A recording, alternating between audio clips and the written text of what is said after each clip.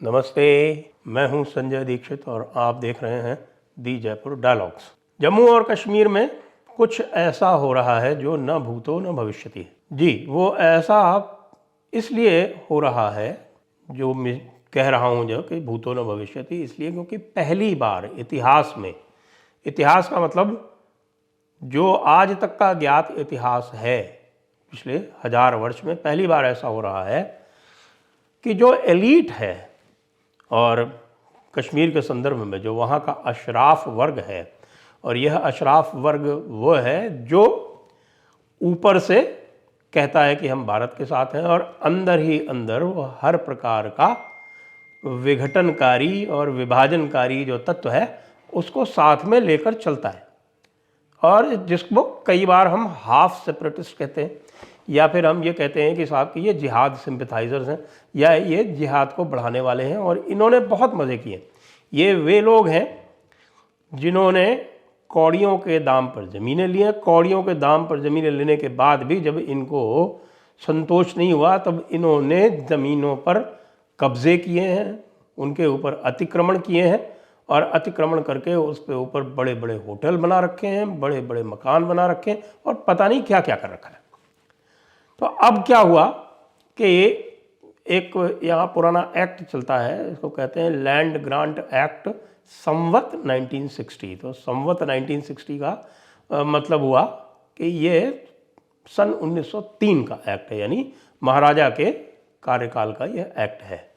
तो ये जो लैंड ग्रांट एक्ट है, पहले तो इसमें संशोधन किए गए और इसमें संशोधन में यह प्रावधान कर दिया गया कि एक कोई भी व्यक्ति जो है वो ज़मीन भूमि क्रय कर सकता है, यानी ज़मीन खरीद सकता है जम्मू और कश्मीर में। उसमें जो डोमिसाइल वाला जो एक झगड़ा था वो वहाँ से समाप्त कर दिया गया। तो नॉन एग्रीकल्चरल लैंड कोई भी ले सकता है और एग्रीकल्चरल लैंड कोई भी एग्रीकल्चरिस्ट ले सकता है।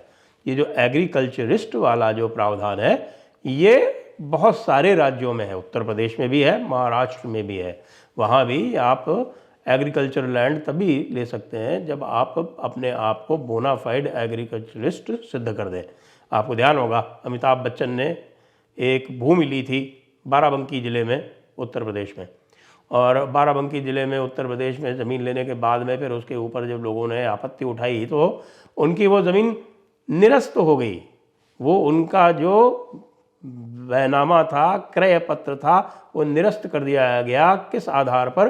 कि वो बोनाफाइड एग्रीकल्चरिस्ट नहीं थे।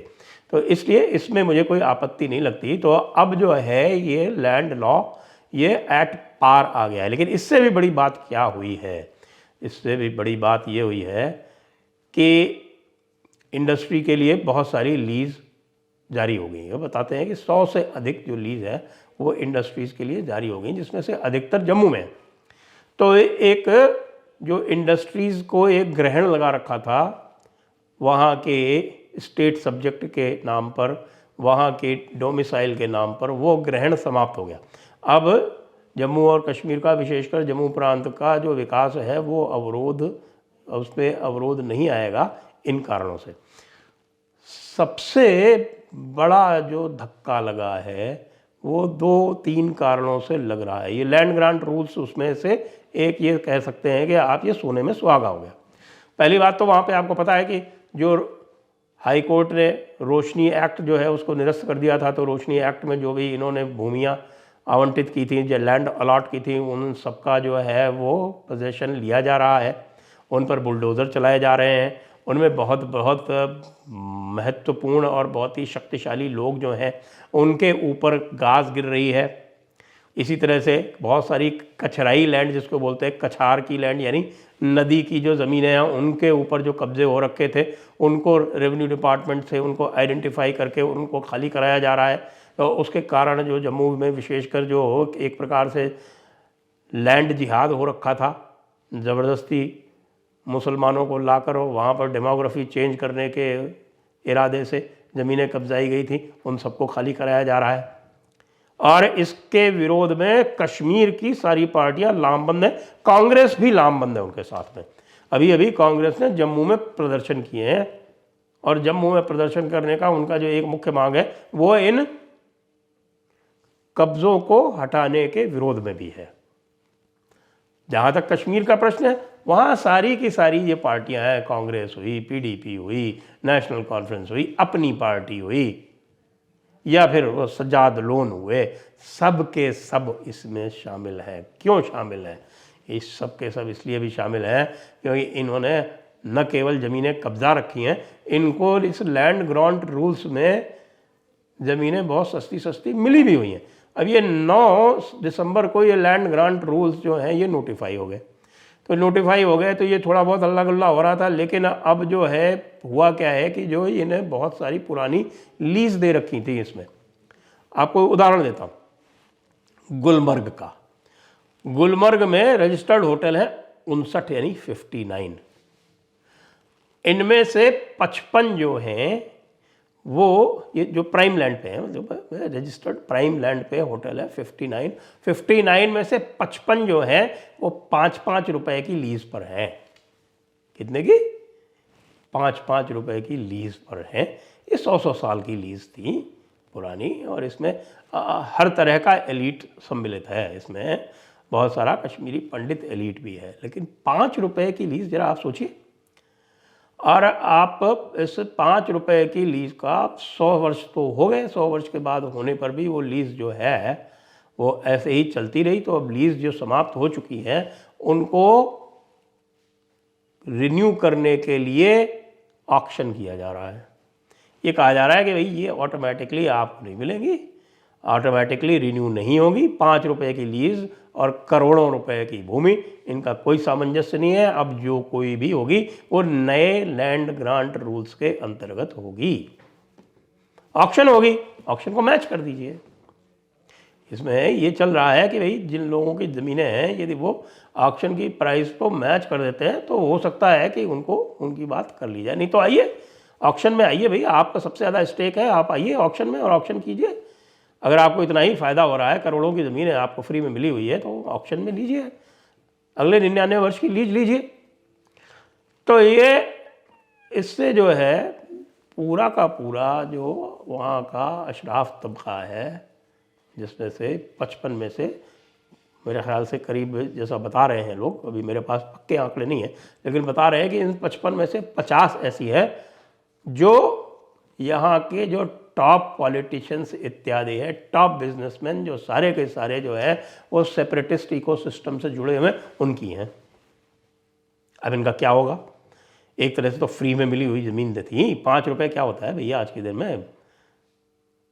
5 रुपए का तो अब नोट भी नहीं मिलता। तो 5 रुपए की लीज की ज़मीन जो है अब ऐसा लग रहा है कि ये 1-1 करोड़, 2-2 करोड़, 3-3 करोड़ में ऑक्शन होंगी। कई जो ऐसी बहुत प्राइम स्पॉट है वो 10-10, 20-20 करोड़ में भी ऑक्शन होगी। तो चारों तरफ हंगामा मचा हुआ है कि ये देखो साहब हमारी ज़मीन चलेगी। यही हाल श्रीनगर में, यही हाल पहलगाम में, सभी जगह इस तरह से पूरी बंदर बांट कर रखी थी। आप जरा कल्पना कीजिए कि कितने हजारों करोड़ की जो ज़मीनें थी। हमारे जावेद इकबाल शाह साहब का तो अनुमान है कि लगभग 50,000 करोड़ रुपए की ज़मीन जो है वो इन लोगों ने हथियार की थी इन हथकंडों से। और इसका उपयोग जो थे वो करते थे ये कि एक तरफ से तो सरकार से कहो कि साहब की देखिए आपको जो है ये जो सेपरेटिस्ट है इनको आपको संतुष्टिकरण, इनका तुष्टिकरण करके रखना है, और दूसरी तरफ से उनसे कहते थे कि तुम तो हंगामा किए जाओ, हम तुमको कंसेशंस दिलवाते जाएंगे, हम तुमको प्रोटेक्ट करते जाएंगे। उनसे पत्थरबाजी करवाते थे और इधर से गोलियां चलवाते थे, और फिर वहाँ पर डेवलपमेंट करने के नाम पर, विकास के नाम पर सरकार से, दिल्ली से कहते थे कि फंड और दो। पूरी तरह से ब्लैकमेल का खेल कर रखा था। ये था कि साहब की जहाँ जितनी ज़्यादा बदमाशी हो, जहाँ जितनी अधिक आतंकवाद हो, वहाँ ये कहते थे कि साहब कि यहाँ पर क्या है कि असंतोष को कम करने के लिए यहाँ पर पैसे ज़्यादा देने चाहिए। और जो पैसे जाते थे वो जैसे पाकिस्तान में होता है ना कि पैसे आते हैं उसमें से 80% बाहर चले जाते हैं, वही यहाँ होता था। जबकि यहाँ पर पूरी की पूरी ग्रांट दी जाती है। जम्मू कश्मीर का जो बजट है, जम्मू कश्मीर का बजट अपने खुद के टैक्सों से नहीं चलता, टैक्सेस से नहीं चलता। जो भी गवर्नमेंट से जो फंड आता है वो प्लान असिस्टेंस के नाम पर वो 80% ग्रांट होती है, यानी वो वापस नहीं करनी है। बाकी राज्यों को वो जो प्लान असिस्टेंस मिलती है वो एज लोन मिलती है। आप जरा सोचें क्या स्थिति बना रखी। अब इसके ऊपर चल गया बुलडोज़र, एक बात।